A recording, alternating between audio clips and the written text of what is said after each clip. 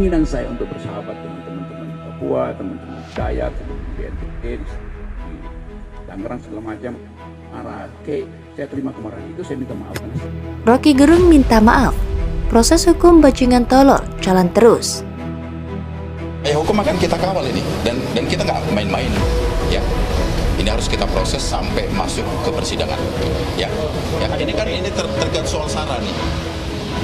Yang dirugikan itu seluruh masyarakat Indonesia yang mencintai Bapak Presiden Joko Widodo.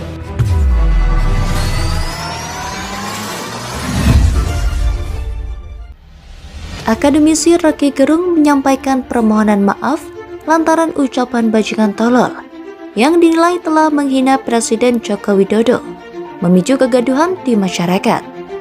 Rocky menyadari pernyataan itu membuka celah perselisihan dan polemik tanpa arah.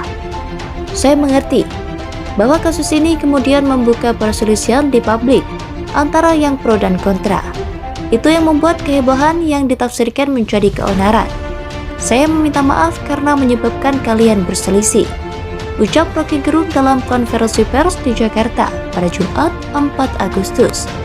Rocky menegaskan kritik yang ia lontarkan tidak diarahkan kepada pribadi Jokowi, melainkan terhadap jabatan publik yang diembannya sebagai presiden saat ini. Menurutnya hal itu kerap ia lakukan di berbagai kesempatan, bukan kali ini saja.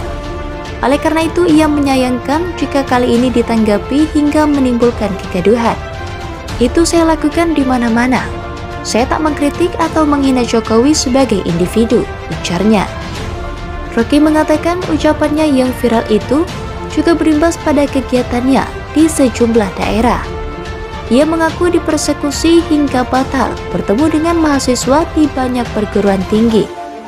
Selama kurang lebih 1 minggu ini, ketika kasus ini mulai beredar, saya di Lombok, Jawa Timur, Jawa Tengah, diundang mahasiswa dengan maksud memberi kuliah umum. Tapi dari seluruh undangan seminggu ini dipersekusi. Saya nggak boleh masuk kampus, kata Rocky Gerung. Saat ini kepolisian menerima 13 laporan terhadap Rocky Gerung. Laporan yang diterima ada di sejumlah daerah, tak hanya di Jakarta saja. 1 laporan polisi di Bareskrim, 3 di Polda Metro Jaya, 3 di Polda Sumut, 3 di Polda Kaltim, dan 3 lagi di Polda Kalteng. Ada 2 pula pengaduan terhadap Rocky Gerung yang diadukan kepada Kapolri dan di Polda DI Yogyakarta. Semua laporan dan pengaduan yang masuk telah ditarik ke Bareskrim Mabes Polri untuk selanjutnya dilakukan penyelidikan.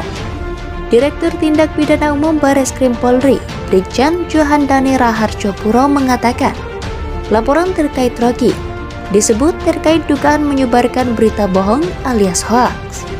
Yang dilaporkan adalah terkait dengan menyebarkan berita bohong, di mana termaksud dalam pasal 14, 15 Undang-Undang Nomor 1 Tahun 1946.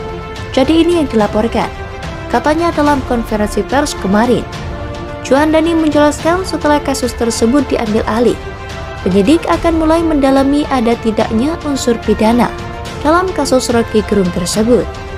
Selain itu, ia mengatakan penyidik juga akan mulai menganalisa video terkait pernyataan Rocky Gerung yang menjadi barang bukti dari pelapor.